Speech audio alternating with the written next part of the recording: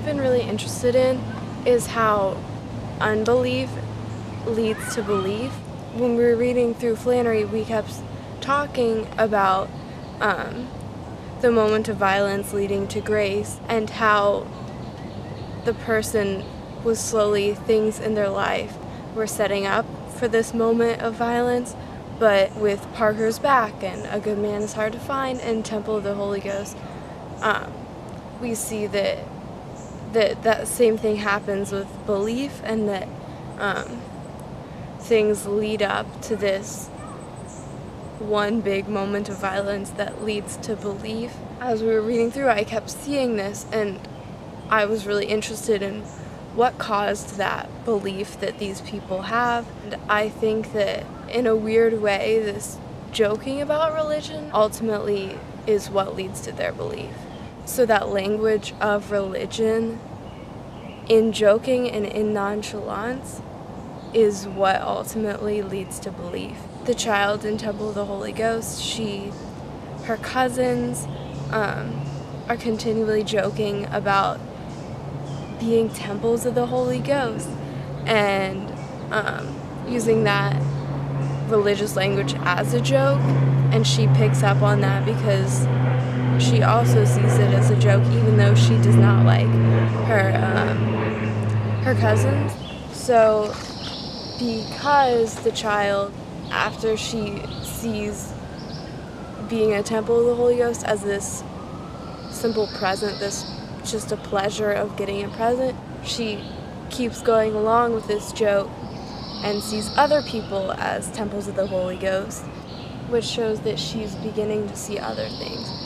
And after seeing the freak, this moment of realization that even what society would view as the lowest of people can be a temple of the Holy Ghost, that everyone is, she ultimately, as she's driving home, she looks out and sees the sunset as this Eucharistic image, and she's able to see the whole world, all of God's creation, as a sacrifice, as this deep sacrifice, this deeper gift, not just this simple little gift of God.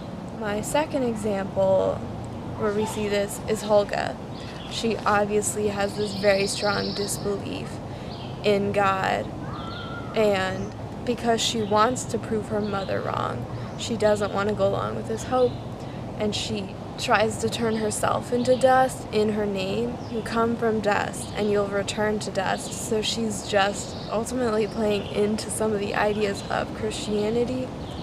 And I think what's really interesting is, as she's talking about her belief in nothing, she says that it's a sort of salvation, that believing in nothing is salvation, which I think just shows that she realizes already that she needs salvation, that she can't just be herself, that she needs something else to save her. She's approached religion in such just to make fun of it constantly, but she actually does believe in a lot of the ideas, and she sees the world in this way, that she needs salvation, that this is something that is part of her person that she needs. And ultimately, when she's with Manly in the barn, when he runs away with her leg, she's kind of speechless. She can't say anything other than, you're supposed to be a perfect Christian. Like, this is who you're supposed to be, that Christianity is goodness, that's where goodness comes from. And she's able to, she started to surrender to Manly, but ultimately she surrenders to the idea that Christianity is good, because she could just go along with it. Manly doesn't believe in anything, and she could just continue on in that belief. But she can't, because she sees the perfection of Christianity, and she begins to, we don't obviously fully see her becoming a Christian, but we see her putting her trust in Christianity. Finally, with Parker, and he's constantly getting these tattoos, and trying to prove his wife wrong about Christianity because she is such a strong Christian. And when he goes to get a tattoo, he's like, I don't care as long as it's God. And he doesn't even know about the Trinity. He doesn't know about anything, but he focuses his life around proving Christianity wrong, but he focuses his life around proving it wrong and joking about it and just trying to bother his wife. That then when he gets the tattoo, he's looking into the eyes and he says, the eyes that were now forever on his back were eyes to be obeyed. That he starts to realize that even though he got this tattoo as a joke, that he needs to obey Christ and that this is something more serious.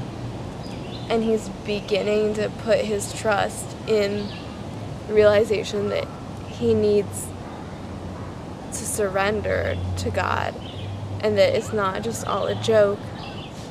When he goes to see his wife to show her the tattoo, he still wants to prove her wrong, that he is still after that ultimately.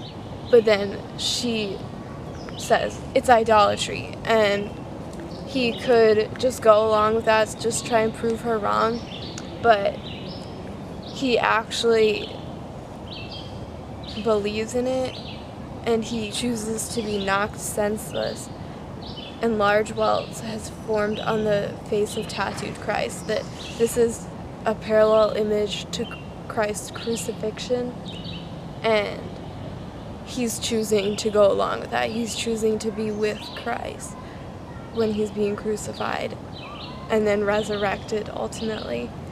And that because he approached religion in such a light way, that he didn't really care about it, just wanted to use it to prove his wife wrong about Christianity, he sees that he needs to obey the eyes of God. And ultimately, he's resurrected with Christ. Well, thanks. Bye.